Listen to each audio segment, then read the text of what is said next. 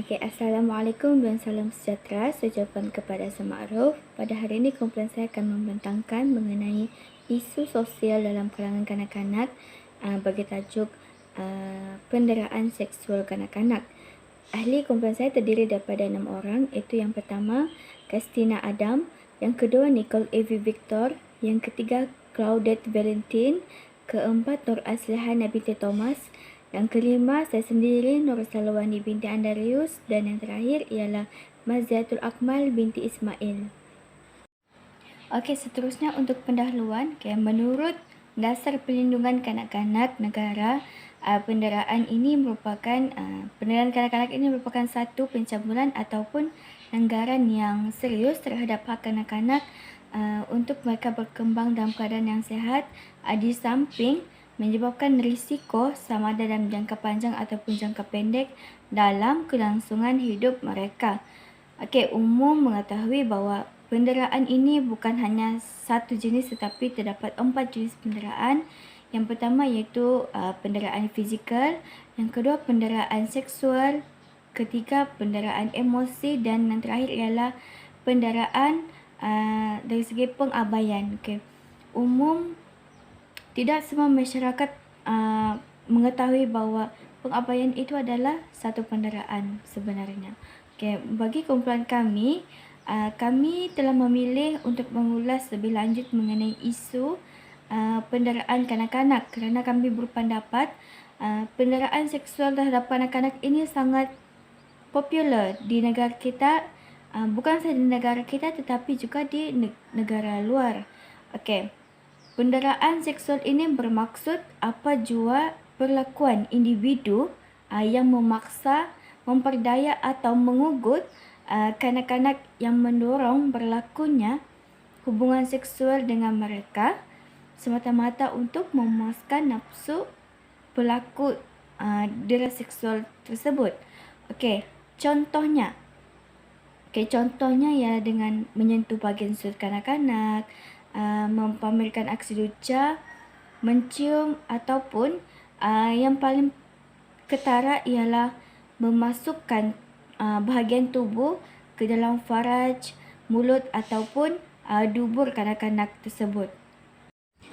Seterusnya untuk definisi konsep, menurut Kamus Dewan Bahasa dan Pustaka edisi keempat, penderaan ini bermaksud perbuatan mendera yang mana kebanyakan kes penderaan ini akan dikendalikan oleh jabatan yang berkaitan. Contohnya Jabatan Kebajikan Masyarakat. Untuk seksual pula,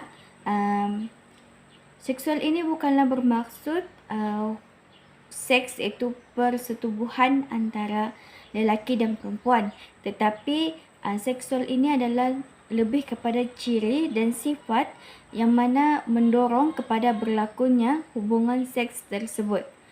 Seterusnya untuk punca penderaan seksual kanak-kanak ini akan dibentang oleh Nur Aslihana binti Thomas. Sekian, terima kasih. Assalamualaikum dan salam sejahtera. Hari ini saya akan membentangkan mengenai punca berlakunya penderaan seksual kanak-kanak. Punca yang pertama ialah kurang didikan agama. Ia berpunca daripada sikap individu yang kurang pengetahuan tentang hukum hakam dalam suatu agama. Individu yang kurang didikan agama lebih terdorong melakukan kezaliman dan perbuatan keji di sisi agama, sehingga mendorong mereka kepada penderaan apabila gagal mengawal perasaan dan emosi lalu melepaskan kepada anak-anak. Mereka akan bertindak lebih agresif apabila anak-anak mengganggu emosi mereka sehingga mereka sanggup memukul dan menyakiti anak mereka. Punca yang kedua ialah tekanan perasaan di tempat kerja. Ibu bapa yang mengalami tekanan di tempat kerja akibat terlalu banyak kerja yang perlu dilakukan.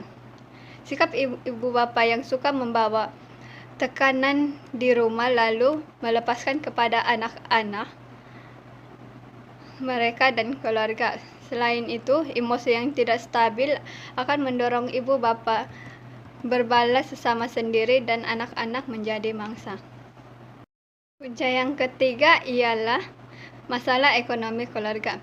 Masalah ekonomi keluarga ini merupakan punca berlakunya penderaan seksual terhadap kanak-kanak. Kos kehidupan di bandar yang meningkat dengan pendapatan ibu bapa yang kecil. Hal ini akan menyebabkan ibu bapa tertekan dengan karena anak-anak mereka yang menginginkan sesuatu barangan seperti permainan, sehingga menyebabkan ibu bapa merasa tertekan dan melepaskan kemarahan mereka dengan memukul anak-anak tanpa belas kasihan. Punca yang terakhir ialah akibat penagihan dada dan arak. Sikap ibu bapa yang mengambil jalan singkat dengan mengambil dada dan arak demi melupakan masalah dan tekanan yang dihadapi. Akibat daripada perbuatan tersebut menyebabkan individu tersebut ketagih dengan dada dan arak. Keadaan ini menyebabkan mereka bertindak tanpa berpikiran yang waras, di mana mereka akan mencederakan anak-anak apabila mereka tidak mendapat benda tersebut demi melepaskan perasaan yang mereka terhadap benda tersebut. Sekian dan terima kasih. Nama saya Kastina Adam. Saya akan membentangkan bahagian tanda-tanda dan kesan-kesan penderaan seksual terhadap kanak-kanak. Kita lihat kepada yang pertama, yaitu tanda-tanda penderaan. Yang pertama, kita dapat lihat kepada perubahan sikap kanak-kanak tersebut, yaitu dia cepat marah, menangis, dan suka menyendiri. Yang kedua, tekanan dan depresi yang meningkat. Yang ketiga, dia takut apabila dia berseorangan dengan seseorang. Dan yang terakhir, dia menunjukkan sikap yang tidak sesuai dengan umurnya, atau dia tahu tentang bahasa ataupun perbuatan seks. Seterusnya kita masuk kepada kesan-kesan penderaan seksual. Yang pertama, kita lihat kepada keadaan fisikal. Keadaan fisikal seorang kanak-kanak itu akan berubah menjadi seperti dia sukar untuk duduk ataupun berjalan, badan dia lebam atau bengkak, dan sakit pada kemaluan. Kedua, mengganggu proses perkembangan, yaitu sukar mendengar ataupun menumpukan perhatian, dan dia mempunyai emosi yang tidak stabil. Dan yang ketiga ialah kita dapat lihat melalui tingkah laku kanak-kanak tersebut, yaitu dia berani mencederakan diri dia sendiri, dia sukar tidur malam, sering berperasaan gelisah, dan selalu saja kemurungan. Selamat petang dan salam sejahtera. Sini saya akan melanjutkan pembentangan kami yang berkaitan dengan penderaan seksual terhadap anak-anak. Sini saya akan bentangkan tajuk saya, yaitu langkah-langkah yang perlu dilakukan jika terlibat penderaan seksual dan langkah-langkah untuk menjamin keselamatan kanak-kanak daripada penderaan seksual. Langkah yang pertama adalah memberitahu orang yang terdekat yang kita percaya, seperti ibu bapa dan guru. Sekiranya saya, kanak-kanak tersebut yang terlibat dalam kes penderaan seksual ini, saya akan memberitahu orang yang terdekat yang saya percaya, seperti ibu bapa ataupun guru. Hal ini demikian karena ibu bapa dan guru lebih dewasa berbanding kanak-kanak. Langkah yang kedua, membuat pemeriksaan kesehatan di hospital kerajaan.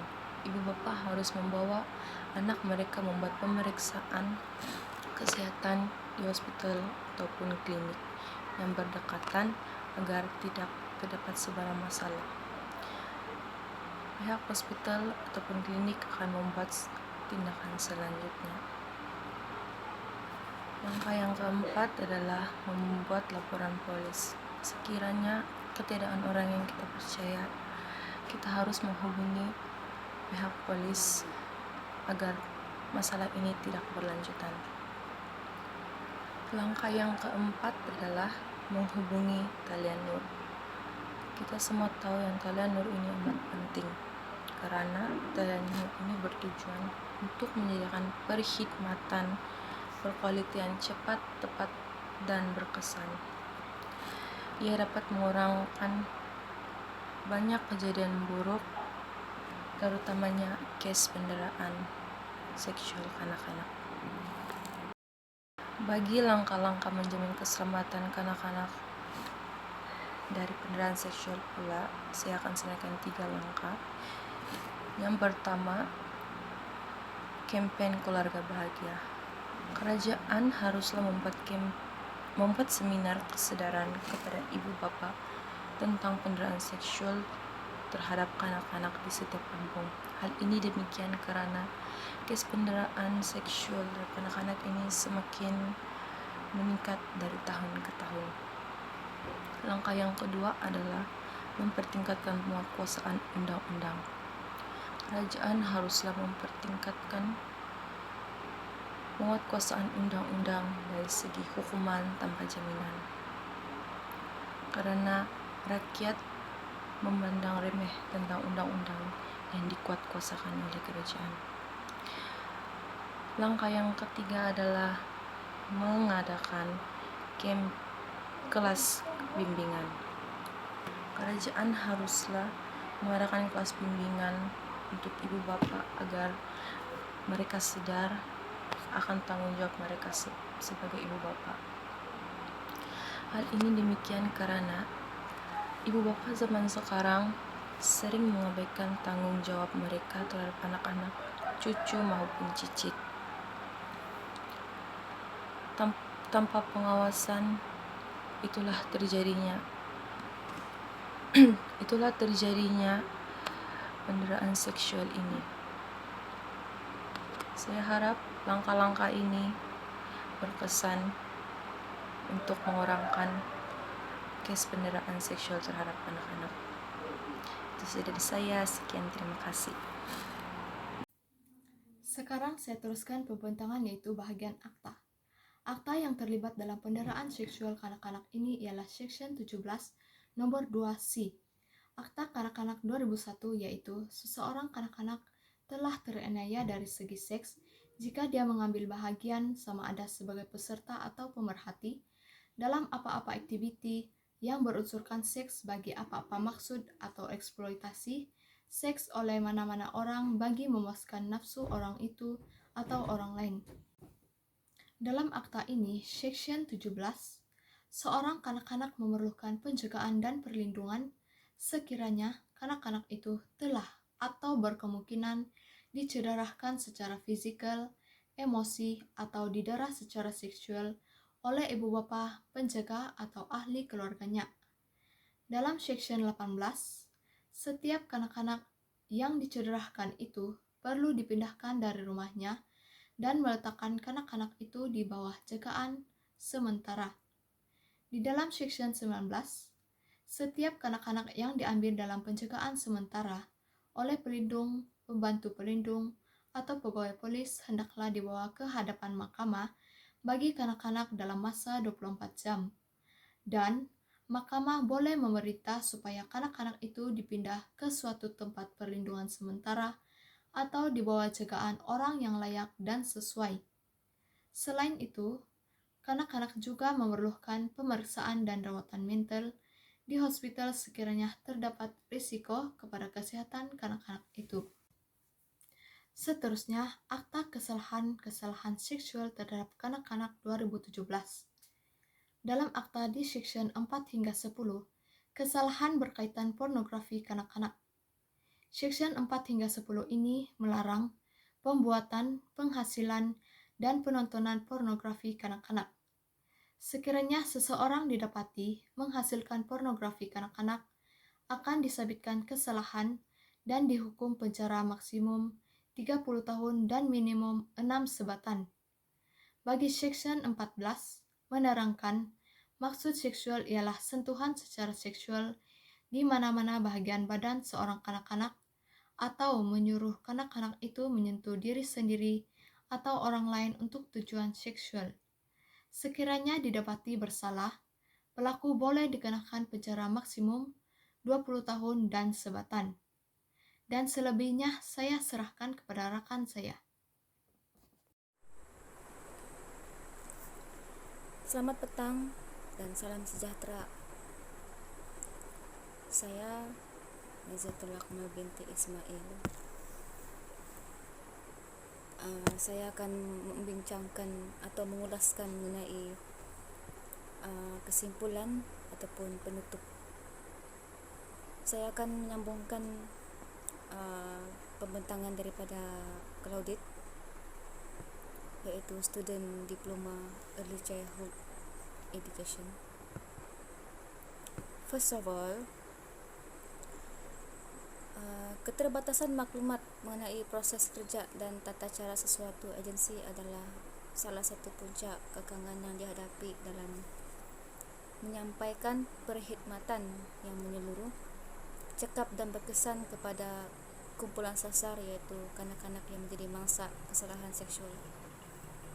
Oleh itu, garis panduan khas untuk mengendalikan kes kesalahan seksual terhadap kanak-kanak di Malaysia yang digubal hasil kerjasama pihak yang berkepentingan seperti Pejabat Ketua Pendaftaran, Mahkamah Persekutuan, Jabatan Peguam Negara, Polis Diraja Malaysia, Majlis Peguam, Kementerian atau jabatan yang berkaitan adalah mercu tanda inisiatif pihak kerajaan ke arah penguatkuasaan Akta Kesalahan seksual terhadap kanak-kanak 2017, iaitu Akta 792. Seterusnya, garis panduan khas ini diharap dapat dijadikan rujukan dan panduan yang berguna khususnya kepada semua agensi yang mengendalikan kes kesalahan seksual terhadap kanak-kanak supaya bantuan dapat diberikan secara seragam, menyeluruh dan juga berkesan. Garis panduan khas ini juga boleh dijadikan panduan kepada mangsa ataupun saksi kanak-kanak, ahli keluarga dan guru apabila berhadapan dengan situasi yang memerlukan khidmat agensi yang berkaitan. So, di sini apa yang jelas daripada pertukan-pertukan yang telah dibincangkan adalah tugas dan tanggungjawab ibu bapa atau penjaga kanak-kanak tidak akan terlepas jika kanak-kanak di bawah jagaan mereka terlibat dengan sebarang perlakuan jenayah. Kini ibu bapa atau penjaga diajak bersama-sama untuk membantu menangani masalah sosial yang dialami oleh kanak-kanak di bawah jagaan mereka. Itu adalah tidak adil kepada semua pihak jika ibu bapa atau penjaga kanak-kanak itu bersikap lepas tangan selepas anak mereka didapati melakukan kesalahan itu. Pada masa yang sama, ibu bapa atau penjaga juga harus menjalankan tugas yang telah diamanahkan kepada mereka dengan sebaik mungkin dan mengelak daripada sebarang perbuatan penderaan, pengabaian dan kecuaian yang boleh mengakibatkan penderitaan sama ada dari segi fizikal atau emosi kepada kanak-kanak di bawah jagaan mereka. Pengenaan tugas dan tanggungjawab melalui undang-undang ke atas ibu bapa atau penjaga kanak-kanak merupakan satu kaedah untuk memastikan kanak-kanak yang telah terlibat dengan jenayah atau yang menjadi mangsa deraan tidak terus hanyut dan juga menderita. Walau bagaimanapun, menuding jari semata-mata tidak akan membantu. Sebaliknya, semua pihak harus bekerjasama bagi mengatasi segala masalah yang berkaitan dengan kanak-kanak. Tujuan dan matlamatnya adalah jelas, iaitu supaya kanak-kanak di negara ini dapat hidup di dalam keadaan yang sempurna dan sejahtera. Terima kasih dari kumpulan kami. Selamat petang.